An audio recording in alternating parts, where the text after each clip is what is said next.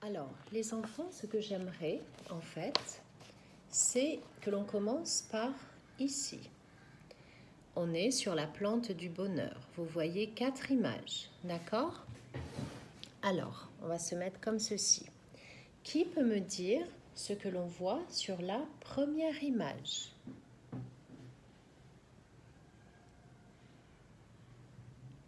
Oui, tout à fait. C'est en fait le début de l'histoire.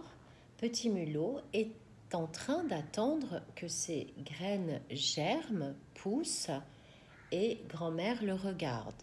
Bien sûr, sa grand-mère a dû lui dire que cela prendrait du temps. Il ne faut pas s'attendre à ce que ça pousse dans l'heure qui suit. Qui peut me dire ce qu'il y a sur la deuxième image?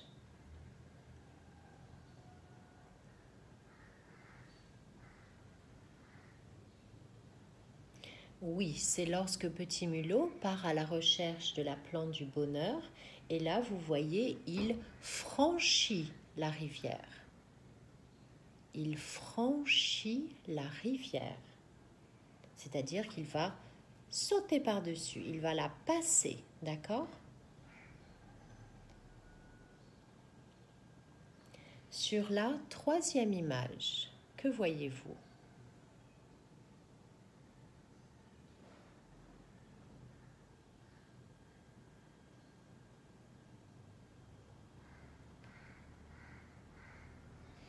Sur la troisième image, effectivement, nous voyons la vache, Petit Mulot, et les fleurs, qui me rappellent le nom de ces fleurs.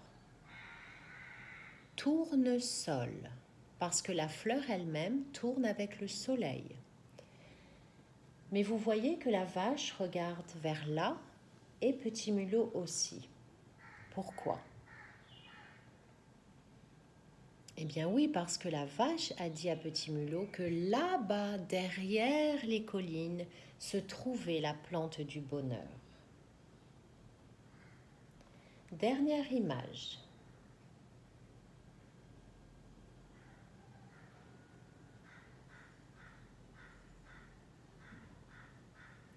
Alors oui, on voit Petit Mulot, la vache et le renard, très bien. Mais que représente cette scène? Que se passe-t-il dans cette scène?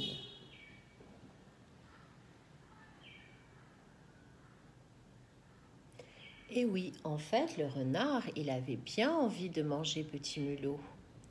Mais la vache est arrivée et a fait peur au renard, d'accord? Donc s'il y avait une image suivante, on verrait le renard qui s'en va. Très bien les enfants. Maintenant, on va regarder ces images-là. Allez-y, regardez-les toutes et puis on va les travailler une par une.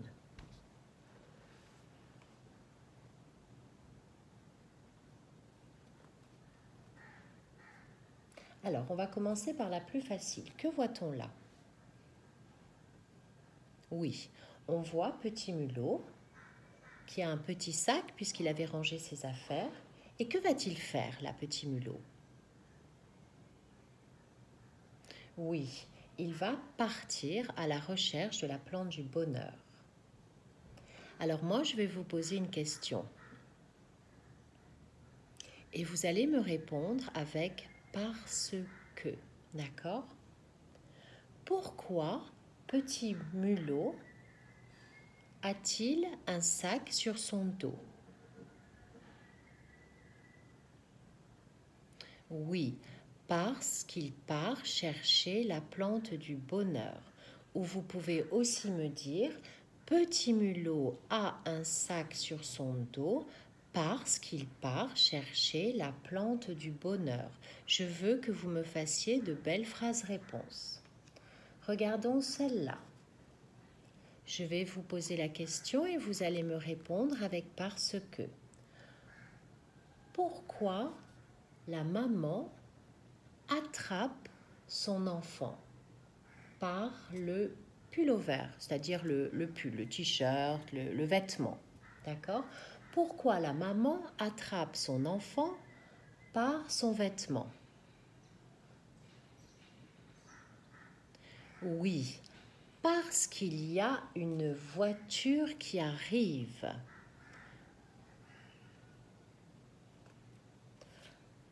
Pourquoi le monsieur a-t-il un parapluie? Le monsieur a un parapluie parce qu'il pleut.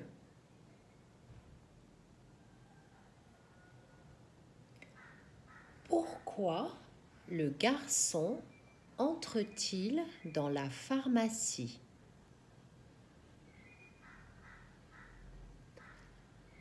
On peut répondre parce qu'il est malade, parce qu'il veut acheter des médicaments, d'accord?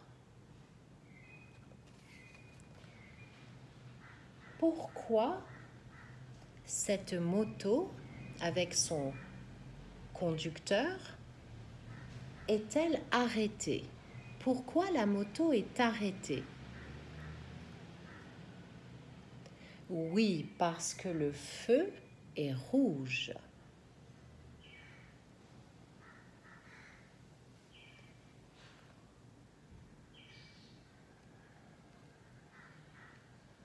Pourquoi le gâteau est tombé par terre?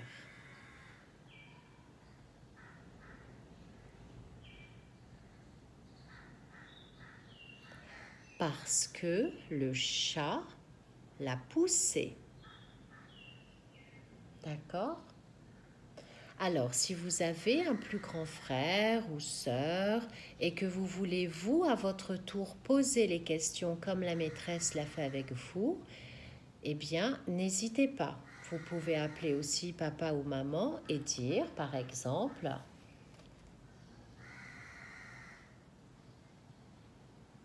pourquoi le chat est sur la table? Et votre papa, votre maman ou votre grande sœur peut répondre, d'accord? Et ici, vous pouvez raconter toute l'histoire aussi à un membre de votre famille. D'accord? Donc, par exemple, ça peut faire, c'est l'histoire de petit mulot qui s'ennuie chez lui et il le dit à sa grand-mère qui lui dit d'aller chercher la plante du bonheur. Alors vite, il se prépare, il escalade, il franchit des collines, des rivières, et là, il croit trouver la plante du bonheur, mais en fait, la vache lui dit que la plante du bonheur est loin derrière les collines. Mais en route, il rencontre un renard. Heureusement, la vache est là pour le protéger. D'accord?